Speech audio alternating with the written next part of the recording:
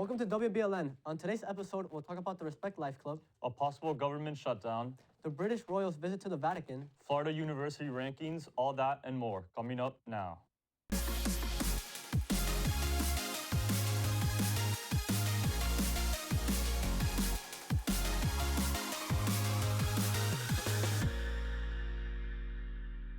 What's up, Wolverines? I'm Matias Murde. And I'm Bauti Burns. Here's your news for today.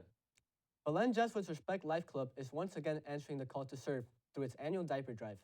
From September 15th to October 10th, students are encouraged to bring diapers of any size to their flex class. All donations will go directly to Lotus House, a shelter supporting women and children in need. Together, we can make a meaningful difference and continue living out our mission of faith, service, and compassion. Join the Respect Life Club and Belen Jesuit in supporting the diaper drive, because every child deserves care and dignity. Under the hot Miami sun, our Wolverine football team grinds through intense practices. Behind the scenes, players push each other to perfect every play, sharpen their skills, and build the brotherhood that is necessary to achieve success. Tatico Martinez has more. Most students are still asleep when the football team is already hard at work. For these athletes, the day starts at 5 a.m., and it doesn't slow down from there. Every morning, the team hits the fields for practice. After that, it's off to a full day of classes, balancing schoolwork with the demands of being a student athlete. And when the final bell rings, the grind continues. Workouts, weight training, and film sessions prepare the players for game day. It's a routine built on discipline, dedication, and sacrifice. We talked to Coach O on why morning practice is so important for the team and what he hopes they can take away from this routine.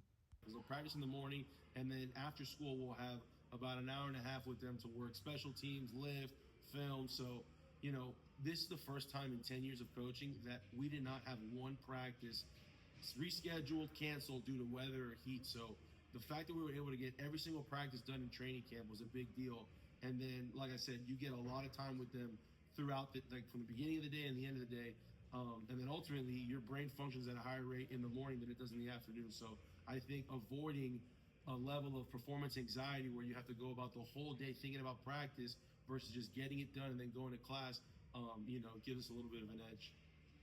Yeah, I think ultimately it shows them structure.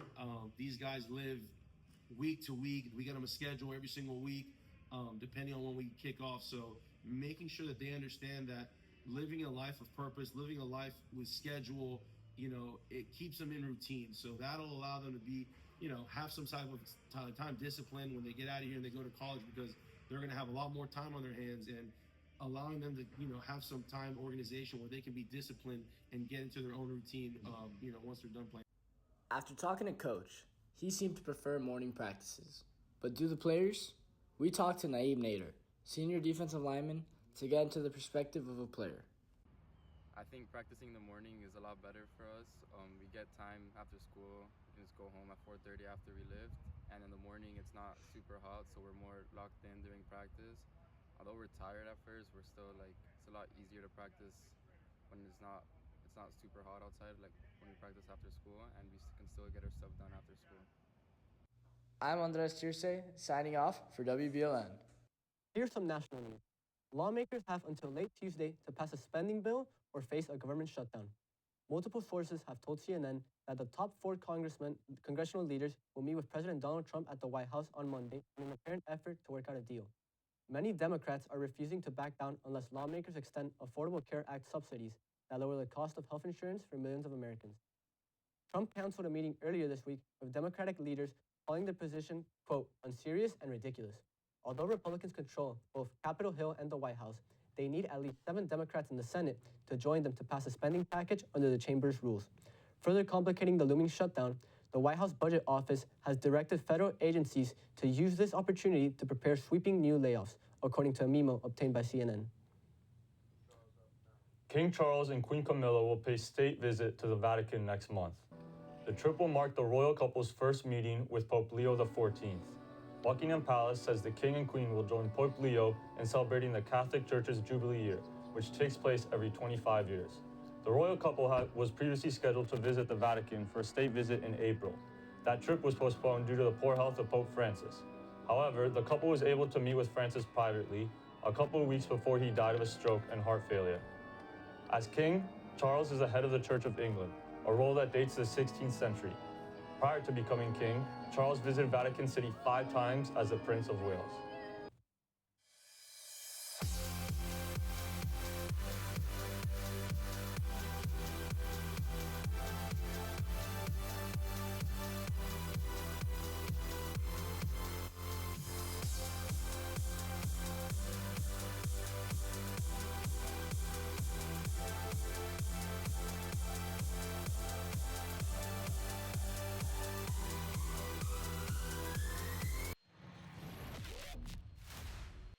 What's good, Wolverines? I'm Gia Karate. On Friday night, the Wolverines went head-to-head against American High School in a hard-fought matchup.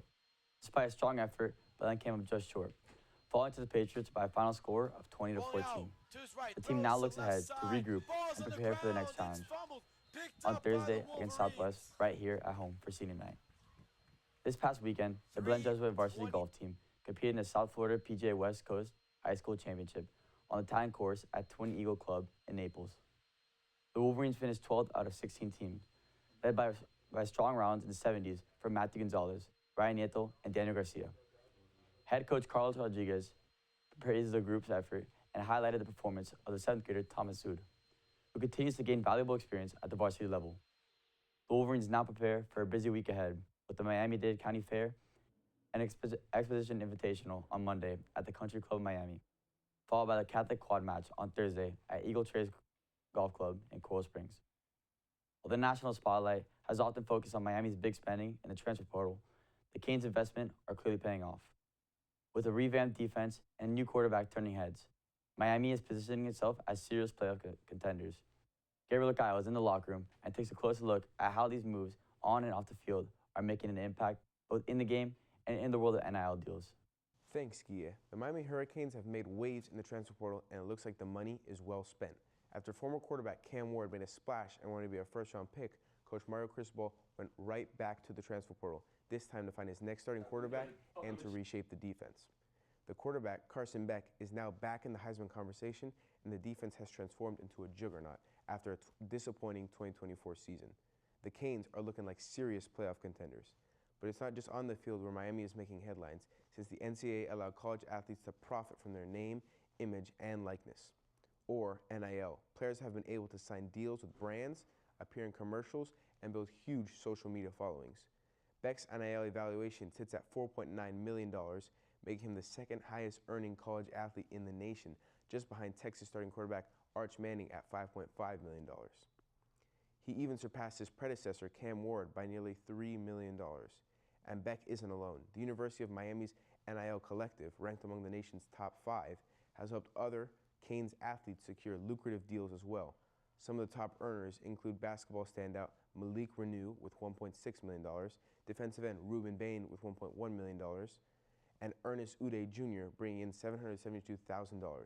It's clear that Miami is finding success both on and off the field, proving that smart investments in transfers and supporting athletes and NIL opportunities can pay huge dividends. Back to you, Gia. Breaking news.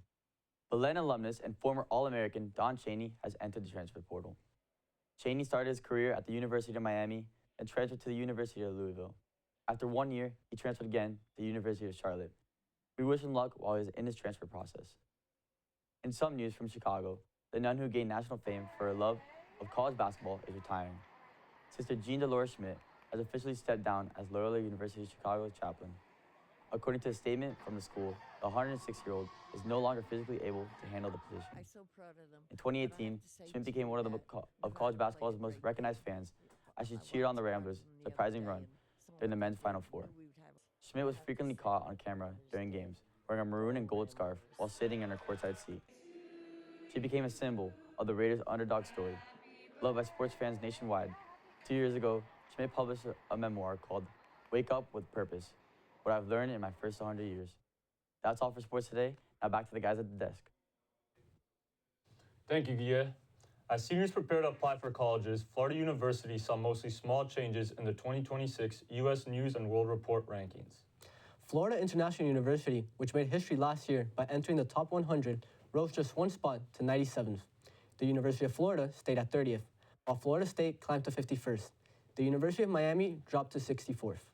Other risers include the University of South Florida at 88th, UCF at 117th, and Florida Atlantic University at 183. Florida A&M fell to 169th. FIU was again named the top school for social mobility. Princeton remains the nation's top university, followed by MIT and Harvard. That's all for your news today. Stay safe. And stay golden, Wolverines.